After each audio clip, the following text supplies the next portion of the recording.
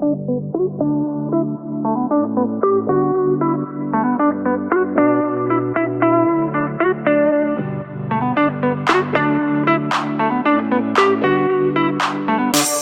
and welcome to Open Circuit. This is the first in a new series from STAUFF UK. Throughout the series we're going to welcome guests into the studio to discuss either the roles and expertise within the business, upgrades to products and services, operational developments or training developments.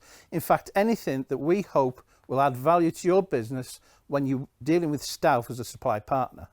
Do you have any challenges that we may be able to help you with? We'll put the details at the end of the show where you can get in contact with us and our experts will deliver you an answer. But before we get started and meet today's guests, we've got a quick message about our sponsored product for today's show. Hydraulic systems are at the heart of many industries and mobile machines. Their smooth operation is essential for productivity and safety in various applications. Unplanned downtime and costly repairs can be avoided through systematic preventative maintenance. This is where the new STAUFF PPC Pad Lite comes into play, a portable hydraulic data logger that enables simple and effective conditioning monitoring. If you would like more information on this product, please follow the link to register your interest or give your local area sales manager a call. So, it might seem an odd way to start a series, but our first guest is actually here to say goodbye. For 38 years, we think, and we'll go into that a bit later on, Darren Alsop has been with STAUFF and leaves his position today from STAUFF UK Sales Director. He leaves us with many things and mostly his phrases. I don't want to know about the storms at sea, just bring the ships to harbour, which is what we blatantly stole to call this video today. So, Darren, welcome. Thank you. Good to see you again, even though I haven't seen you for about 10 minutes. Yep. So we've got a few questions, some that we've thought that were good questions and in-depth, etc. and others we put out to the staff and said, what would you like to know about Darren? I'm so sure they'll be constructive. You can imagine what they're going to be like. So for the first question is, you've done so many years, you're nearly at the end of your apprenticeship. Yep. You've only got like another 20 years to go. And you could be living the high life, but you've decided to leave. Yes. So, as we mentioned before, we think it's 38 years, but we couldn't decide before exactly because we're both rubbish at maths, which doesn't help you in sales. So, how did you start in the business and what was your first role? My first role was actually, I was taken on as a temp, and my first role was actually to decorate the managing director's office while I was away on holiday.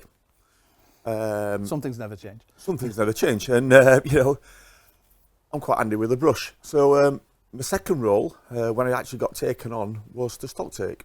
It's not like now, where we've got these fancy weighing scales. I had a bag and a pair of hands, and I could count. And that was stock taking in those days. So what have been the highlights? What have you really enjoyed about the company? Name names, people you've enjoyed working with. Name the other names of the people you've not enjoyed working with. On Monday, they'll have gone. So. No, So I'll go back, and the first two names that spring to mind for me is my first boss, Adrian Sanderson, who was the founder of STAUFF in the UK, along with his wife Betty. What a truly inspirational couple of people they were. They brought the business from a very small holding. When I joined the company, I believe there was less than 20 people there. John Morris was here when I arrived, and John takes a lot of his traits from Adrian, and those who knew Adrian and the way John wrote the Vivid Vision book, you can see he's got a lot of Adrian's traits in there and his beliefs. It set you on a founding to understand business and understand how the world worked. Yeah.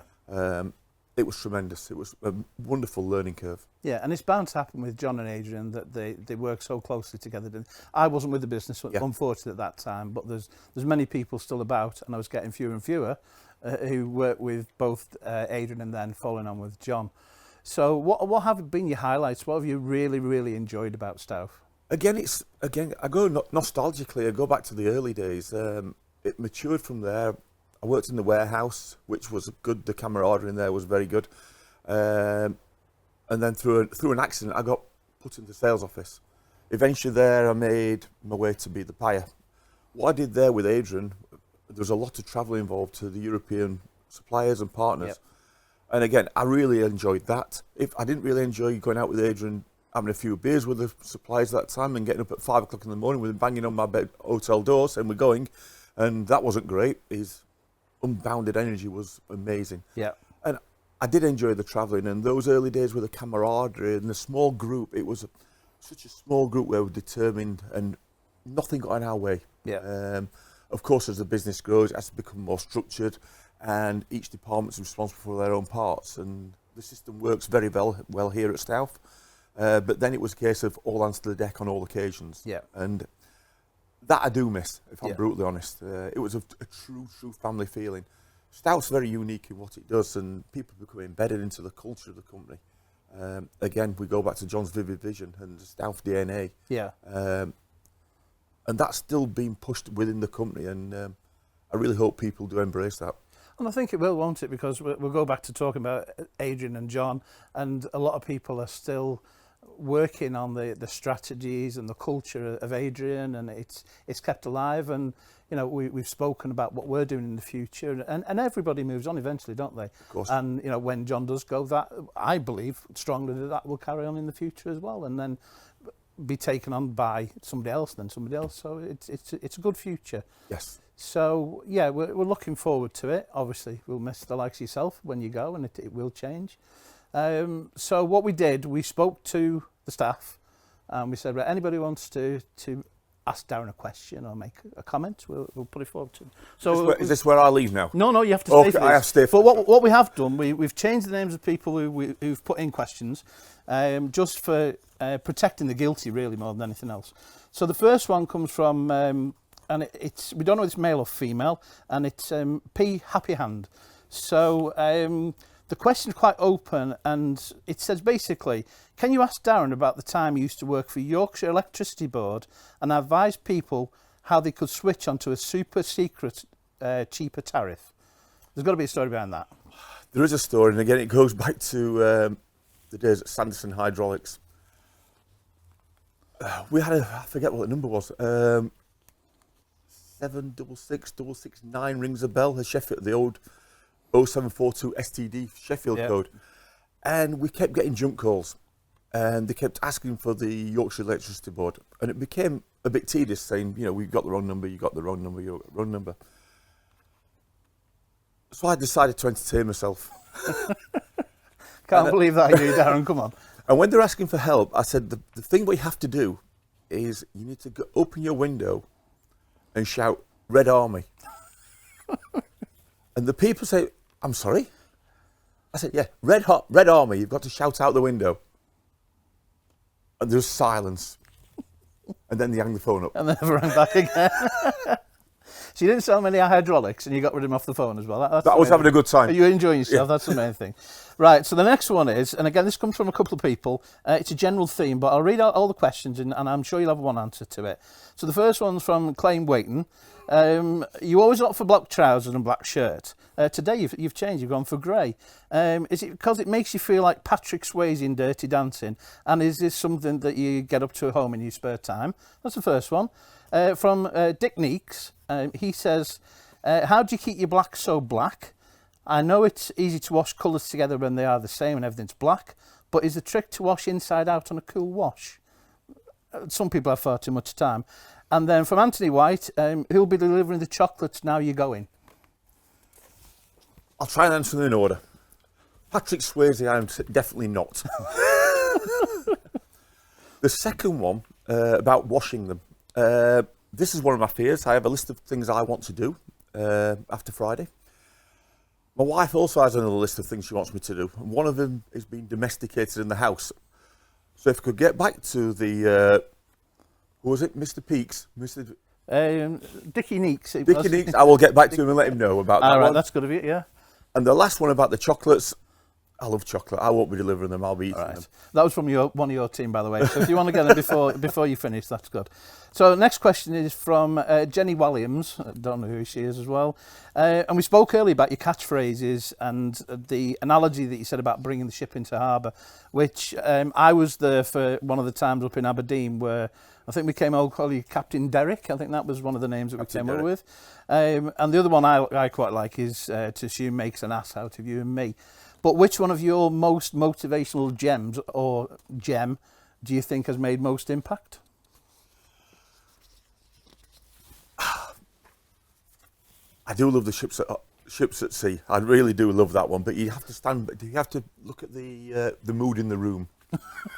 Because if you don't get the mood in the room right, you might get a surprise you don't really want. Yes, yeah. I've got a new one, but this is not for the camera. Right. But I also love the fact about STAUFF wanting to be easy to deal with. Yeah. And I tell the story about the tangerine and the orange. Well, we've spoken about this, and the plan was to try and get that all sorted before you went, and we haven't been able to achieve it. But that was a good one. I did like that one as well. Yeah. So yes, but we're not going to reveal that. You go do this. We're going to do that at some okay, point. I'll tell you what. Now you've mentioned the tangerine and orange, everybody will know it was come from you. So we won't steal that one from you until we cut this part of the tape, anyway. So the next one. This is a bit of a list. So we're going to go for a quick fire round, and you have to answer as soon as you can. And again, to save an embarrassment, we've changed the name. So this is from Mon Joris. So the first question is, what was the rate for working on a Saturday morning? 0. You got a bacon sandwich. Correct.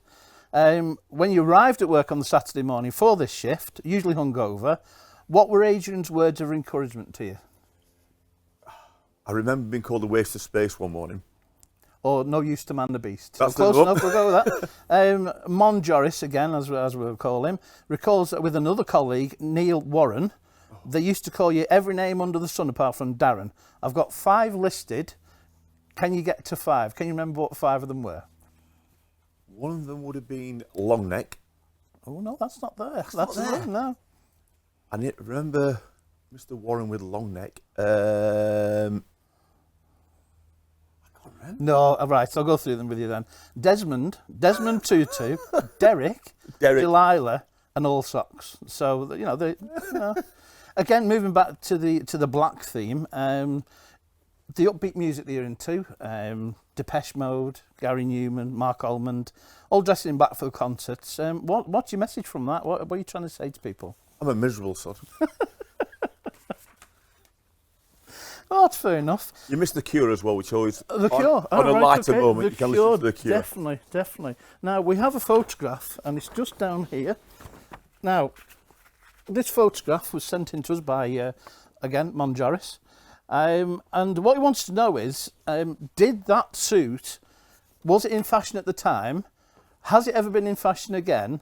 And how many times has it been in and out of fashion? Have you still got it? I don't think I would fit in that one.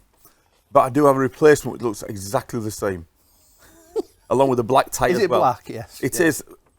Although if I did wear it out and about now, I wouldn't wear the white shirt. You wouldn't, it would be black shirt. Probably wear a black shirt. With a black tie as well. With a black tie, yeah. That'd be good, yeah.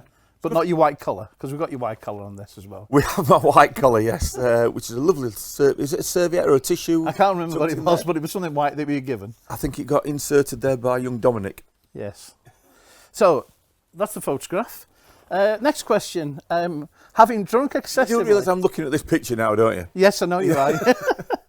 Having drunk excessively at a Sheffield United game and caught the train home, can you remember the name of the driver who had to wake you up at the end of the line, and do you still keep in touch with him?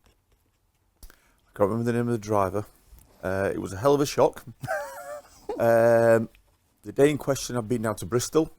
Instead of having a sleep on the way back, I stayed awake talking to somebody. I then got the train, the local service train home, which was heading towards Penistone. And I woke up, I think it's a bit dark out there. There was nobody about. Fortunately, there was a train back. That was a surreal moment. I didn't fall asleep on the way back, I can assure you. Well, I've never done anything that daft before, so I don't know what you're talking about at all. So, another question for you. Has following Sheffield United ever cost you a relationship? And did making a fatal mistake of telling Mon Joris about this, did he give you any support that you need? And does the phrase, come down here and put your dukes up, spring anything to mind? And finally, there is another part of the story, what was the connection with the Boys Brigade drummer? Yes, the first question, yes. Right.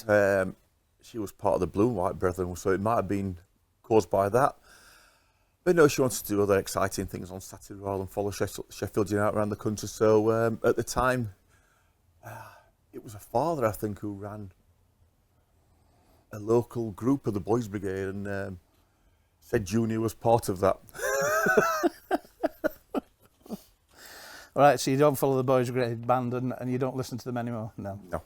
I don't bang that drum. No. And the final question from Mom, sorry.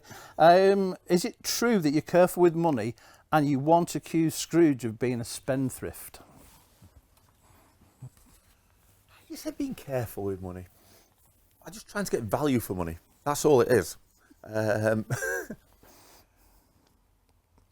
just don't like spending money. You don't know what to say. No, you've caught me. You've caught me now. Yeah, but yeah, I have saved, and that's allowed me to do what I've done. Good. And as John mentioned, or John's not mentioned there, but I've always been honest with John and said, when I do get to 60, I would like to retire. And from being tight with money, frugal with money, not spending money, I've got a couple of 10 pences in a pot that I might be able to live on. Good. That's the main thing, isn't it? You've made yourself comfortable for you and your family. You're going to be sorely missed. It's been great working with you from my point of view, because we've had a close relationship on that sales and marketing side. We did have one more quote, which was from, I think it was a Jay Alsop, about if you think you're going anywhere on Monday apart from doing my list, you've got another thing coming. But that's the end of our show today. Thank you. First of Open Circuit. I'm sorry it's a goodbye to you, but good luck in everything you do from everybody at Stauff. Thank you very much. Thank you very much for watching. Thank you. Today's show was sponsored by the new Stauff PPC Pad Lite. If you would like us to highlight any particular products from the Stauff range, please email uk.marcom@stauff.co.uk, and we'll see you next time on Stauff Open Circuit.